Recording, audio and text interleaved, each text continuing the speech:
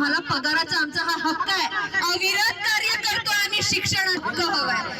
अपनी पगार की मांगों को लेकर, वेतन की मांगों को लेकर लगातार ये आंदोलन तीव्र होते नजर आ रहा है। हम बात करेंगे शिक्षकों से भी, महिला शिक्षक हमारे साथ मौजूद है। क्या मांगों को लेकर ये आंदोलन किया जा रहा है? हमारा 10 महीनों से यहाँ पे पेमेंट रुका हुआ है।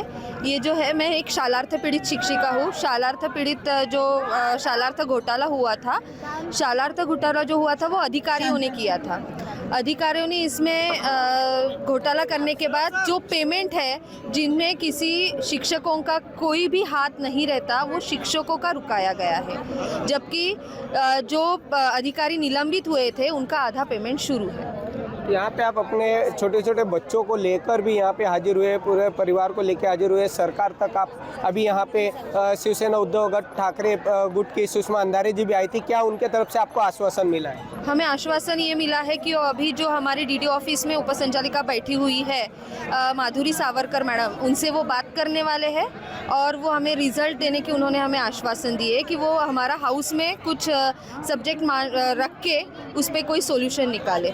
अगर इन पूरी मांगों को लेकर, आप लोगों की समस्याओं को लेकर अगर सरकार कोई ठोस कदम नहीं उठाती है तो इसके आगे की आप लोगों की क्या भूमिकाएं रहेगी? हमारी एक कठोर भूमिका, हम तो आक्रामक हो ही चुके हैं और अगर अभी भी नहीं सुनते हैं तो और हमारा आत्मदहन का पूरा हमने डिसाइड करके रखा है।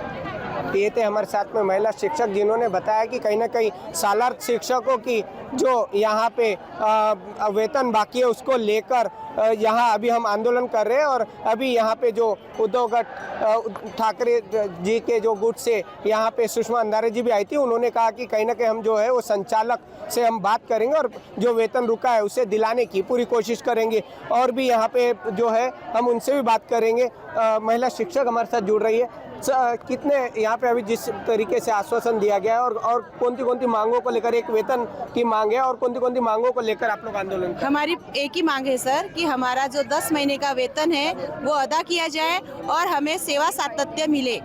और जो हाईकोर्ट ने आदेश दिया है, प्रशासन शासन में जो है वो हमारी दखल ले और हमारे हाईकोर्ट का, माननीय हाईकोर्ट का पालन करे, यही हमारी रिक्वेस्ट है शासन से। और हमारा जो निधि है, जो पेमेंट है, पे यूनिट में आता है, उनके बिल बनते हैं, सबका बिल बना है सर और हमारा निधि आया है गवर्नमेंट के। कितने महीनों से सरकार से ये लड़ाई चालू है?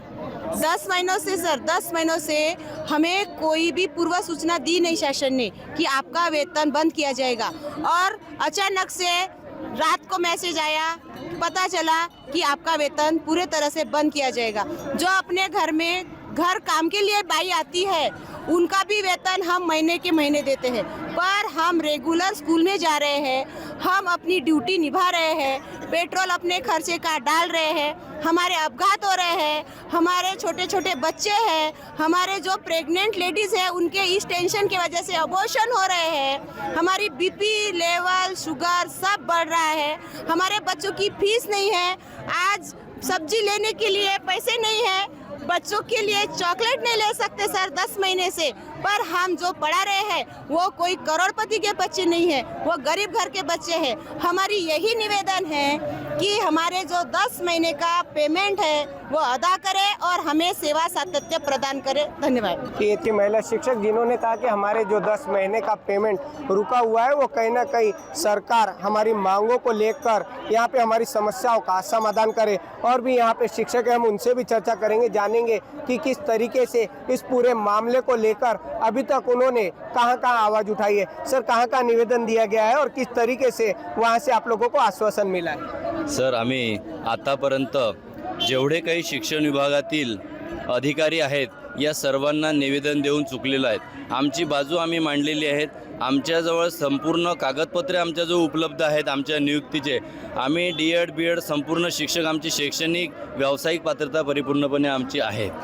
आता या सरकारने, सर माझ्याविषयी जर बोलायचं झालं तर माझा पगार हा 9 वर्षाआधीपासून सुरू आहे आणि मला आश्चर्य या गोष्टीचं आहे की शालार्थ ID घोटाळा म्हणजे काय हेच नक्की अजूनपर्यंत आम्हाला कळलेलं नाही. कारण हा सिस्टम जो आहे, हा शालार्थ ID प्रकरणाचा सिस्टम जो आहे हा उपसंचालक कार्यालय नागपूर यांच्याकडे आहे. आता मला एक प्रश्न असा पडतो की 9 वर्ष माझा पगार सुरू असताना 10 महिन्यापूर्वीपासून माझा पगार बंद आहे. तर 9 वर्षापासून हा घोटाळा सुरू आहे का मग? आणि याच्यामध्ये शिक्षकाची भूमिका काय आहे किंवा शिक्षकाची चूक काय आहे? मला तुमच्या या मीडियाला एक प्रश्न विचारायचा आहे की जेवढे प्रश्न आम्हाला तुम्ही विचारता, तर माझ्या वतीनं ज्या वेळेस या प्रकरणाला नागपूर खंडपीठातनं, हायकोर्टातनं शिक्षकांच्या बाजूनं निर्णय मिळालेला आहे की त्यांचे पगार वेतन जे आहे 7 महिन्याचे 10 महिन्याचे वेतन सुरळीत करा, तर ह्या कायद्याचं पालन हे सरकार करणार, ह्या कायद्याचं पालन हे रक्षण करणारं सरकार आहे की भक्षण करणारं सरकार आहे कायद्याचं? हा प्रश्न तुम्ही मीडियाला किंवा या मीडियाच्या माध्यमातून सरकारला विचारणार का? एवढीच माझी विनंती आहे.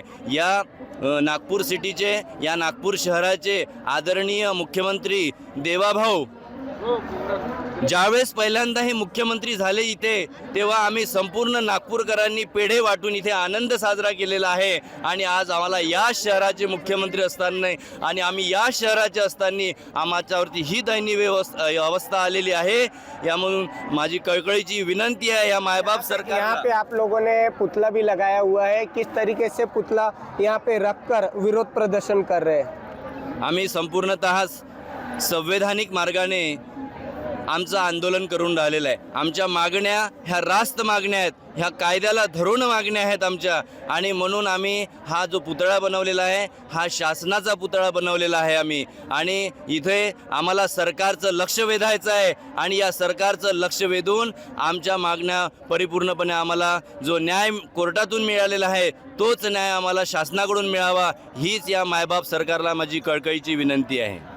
तो ये थे यहाँ पे हमारे साथ शालार्थ शिक्षक जिन्होंने बताया कि कहीं ना कहीं हम यहाँ पे महाराष्ट्र के मुख्यमंत्री देवेंद्र फडणवीस जी से अपनी मांगों को लेकर यहाँ निवेदन दे रहे हैं. लेकिन दूसरी ओर अगर हम बात करें तो यहाँ पे उच्च न्यायालय की ओर से भी हमारे हक में फैसला हुआ है, लेकिन उसका पालन यहाँ पे नहीं हो रहा है. और आप ये मेरे पीछे की तस्वीरें देख सकते हैं कि पुतलों के माध्यम से यहाँ पे जो है अभी शालार्थ शिक्षक जो है वो अपना विरोध प्रदर्शन कर रहे हैं. लेकिन देखना यह है कि अब सरकार कितनी समय में इनकी पूरी मांगों को लेकर क्या ठोस निर्णय निकालती है. स्वर्ण स्टेडियम से लगातार शिक्षकों की बढ़ती मांगों को लेकर आज यहाँ पे शिवसेना पार्टी से उद्धव गुट ठाकरे की पार्टी से सुषमा अंधारे जी भी यहाँ पहुँच चुके हैं. आप देख सकते हैं मेरे पीछे की ये तस्वीरें कि किस तरीके से अभी यहाँ पे जो शालार्थ शिक्षक संघर्ष समिति की जो यहाँ मोर्चा निकाल रहे हैं अपनी मांगों को लेकर, लगातार यहाँ जो आंदोलन चालू है उसमें यहाँ अभी सुषमा अंधारे जी भी अपना समर्थन देते नजर आ रही है. और हम बात करेंगे उनसे, जानेंगे कि किस तरीके से वो यहाँ पे अभी समर्थन दे रही है. घोटाला जिन अधिकारियों ने किया उन अधिकारियों पर कठोर से कठोर कार्रवाई होनी चाहिए, बहुत कड़ी और बहुत सख्त कार्रवाई उन पर हो. लेकिन उसे लेकर अगर आप शिक्षकों का अगर नुकसान करेंगे तो यह कतई किसी भी रूप में स्वीकार्य नहीं है. हमारा कहना है कि ऑनरेबल कोर्ट ने जो ऑर्डर किया है कि आपको इनके पैसे देने हैं, इनका पेमेंट जो 10 महीने से है, जो ये छोटे छोटे बच्चे लेकर बैठे हैं, तो इनको पेमेंट देना आपका बड़ा स्वाभाविक है और आपको देना चाहिए. ऐसा नहीं होता है तो कहीं ना कहीं अगर कुछ गलत सलत कदम उठाए तो वह जिम्मेदारी सरकार की होगी. सरकार भी इस पर बड़ी संजीदगी से सोचे. और जो माधुरी सावरकर है, जिन माधुरी सावरकर के लिए इन लोगों में एक गुस्सा भरा पड़ा है, उन माधुरी सावरकर का उनका सस्पेंशन भी होना चाहिए. और माधुरी सावरकर के सस्पेंशन के साथ ही उनकी इंक्वायरी भी होनी चाहिए कि उनकी ऐसी क्या दिक्कत है, क्योंकि माधुरी सावरकर अपनी जेब से पैसे नहीं देने वाली है, पैसे गवर्नमेंट के हैं. अगर कोर्ट कह रहा है कि आपको पेमेंट करना है तो माधुरी सावरकर हो या कोई हो वह उसे रोक नहीं सकते. और अगर आप किसी पॉलिटिकल पार्टी के दबाव में आकर या पॉलिटिकल लीडर के रहते अगर आप ऐसे डिसीजन लेती है तो माधुरी सावरकर आप नौकरी छोड़कर राजनीति ज्वाइन क्यों नहीं कर लेती? आपने राजनीति ज्वाइन करनी चाहिए। हम अभी लेकिन इसके साथ ही मेरे सारे आंदोलक भाई बहनों से अपील है कि कृपया कोई अनुचित कदम ना उठाए। लड़ना लाजमी है, किंतु आपके मरने से सरकार को कोई फर्क नहीं पड़ता है। आपके लड़ने से, आपके मरने से आपकी फैमिली को फर्क पड़ता है ना बच्चा? उस फैमिली के लिए आपको जीवित रहना है, आपको लड़ना है। बोलो बच्चे। हम उनके साथ शिक्षक घोटाले में कितने कुल टोटल शिक्षकों की संख्या ये सारे 600 शिक्षक हैं। काय सांगाल आज शिक्षक भरती घोटाळा? हा घोटाळा अधिकाऱ्यांनी केला, याच्यात शिक्षकांचा दोष नव्हता। मुळात ज्या शिक्षकांना दोषी आढळले असतील, ज्या शिक्षकांचे आयडी दोषी आढळले असतील, अशा सुद्धा शिक्षकांचे तुम्ही पगार थांबवा। मात्र सरसकट 650 शिक्षकांना शिक्षा देणे हे अमानवीय आहे। ऑनरेबल कोर्टाने त्यांचे पगार करण्याचे आदेश काढलेले आहेत। ऑनरेबल कोर्टाने सुद्धा जर पगार काढायचे आदेश केले आहेत तर संचालक म्हणून काम करणाऱ्या माधुरी सावरकर यांना काय अधिकार मिळतो की त्यांनी ते पैसे अडवावेत? सावरकर त्यांना त्यांच्या खिशातले पैसे द्यायचे नाहीत। पैसे गव्हर्नमेंटचे आहेत, पैसे हक्काचे आहेत, पैसे त्यांचा मेहनताना आहे आणि तो मेहनताना हा त्यांच्या कुटुंबाचा चरितार्थ चालवण्यासाठीचा आहे। जर सावरकर आणि त्याचा निधी सुद्धा उपलब्ध आहे, पण तरीही सावरकर मॅडमना जर ते पैसे द्यायचे नसतील आणि कुठल्या तरी राजकीय नेत्यांच्या ऐकण्यात येऊन या गोष्टी करायच्या असतील तर सावरकर मॅडमना अगदी नोकरी सोडून त्यांनी राजकारणात आलेलं जास्त चांगलं राहील। आमची या आंदोलकांच्या मार्फत ही विनंती असेल की या 650 शिक्षकांचे पगार एक तर सुरळीत झाले पाहिजेत।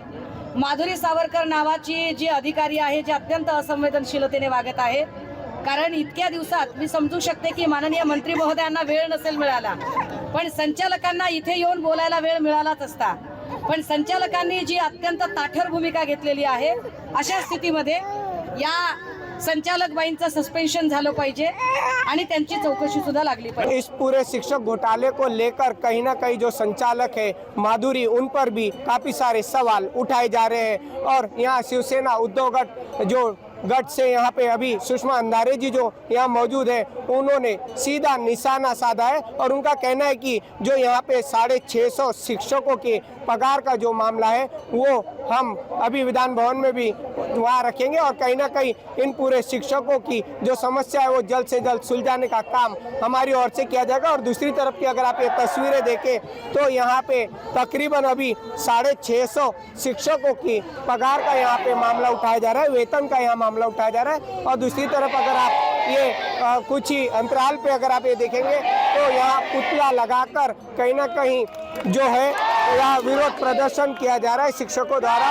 और हम यहाँ पे बात भी करेंगे शिक्षकों से कि आखिर उनकी समस्याओं पर सरकार कब तक ध्यान देती है, ये तो वक्त ही बताएगा। और अगर ये पूरी समस्याओं को लेकर सरकार की ओर से क्या ठोस कदम उठाए जाते हैं, ये देखना अभी फिलहाल बाकी है। और इनकी मांगों को लेकर विधान भवन में जो शिवसेना उद्धव गट ठाकरे जी की सुषमा अंधारे जी है, वो इनकी आवाज बनकर इन्हें यहाँ समर्थन देते नजर आ रही है। अब देखना यह है कि यशवंत स्टेडियम से कितनी देर में ये यहाँ से मोर्चा निकालकर विधान भवन में जाते हैं और अपने जो शिक्षकों की जो 650 शिक्षक अभी मौजूद है और कहीं ना कहीं उनकी 10 महीने की जो पगार इनकी अभी रुकी हुई है, उसको लेकर ये एक बड़ा आंदोलन क्या रूप लेता है, ये देखना अभी बाकी है। कैमरा पर्सन वीरेन खोबरागढ़े के साथ सुरेंद्र सिंह नागी, नागपुर समय, नागपुर।